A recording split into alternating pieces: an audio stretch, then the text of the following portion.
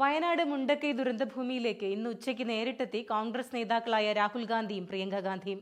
ദുരിതാശ്വാസ കേന്ദ്രത്തിൽ നേരിട്ടെത്തിയ ശേഷം ജനങ്ങളോട് സംസാരിക്കുകയും അവരോടൊപ്പം സമയം ചെലവഴിക്കുകയും ചെയ്തു. ദുരിതാശ്വാസ ക്യാമ്പുകളും മെഡിക്കൽ കോളേജും സന്ദർശിച്ച് ദുരിതബാധിതരായ കുടുംബങ്ങളെ സഹായിക്കാൻ തയ്യാറെടുക്കുകയാണ്.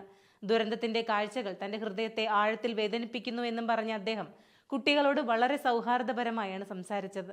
പ്രതിപക്ഷ നേതാവ് വി.ഡി. സതീശൻ മലയാളത്തിൽ വിവർത്തനം ചെയ്തു.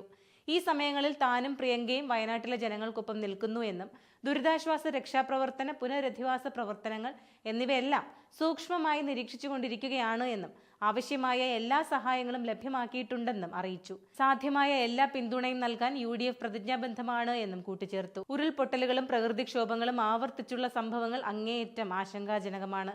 സമഗ്രമായ ഒരു കർമ്മ പദ്ധതി അടിയന്തരമായി ആവശ്യമാണ് എന്നും വേണ്ടുന്ന നടപടികൾ സ്വീകരിക്കുമെന്നും പറഞ്ഞു.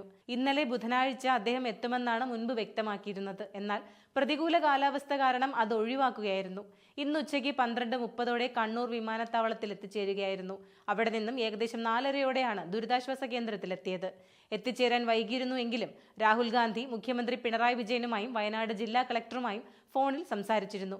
രക്ഷാപ്രവർത്തനത്തിന് ആവശ്യമായ എല്ലാ അടിയന്തര സഹായവും എത്തിക്കുമെന്നും അടിയന്തര ഇടപെടലിന് കേന്ദ്രമന്ത്രിമാരോട് സംസാരിക്കുമെന്നും രക്ഷാപ്രവർത്തനത്തിൽ UDF പ്രവർത്തകർ നേരിട്ട് ഇറങ്ങണമെന്നും അദ്ദേഹം എക്സിൽ പങ്കുവച്ച കുറിപ്പിൽ പറഞ്ഞിരുന്നു.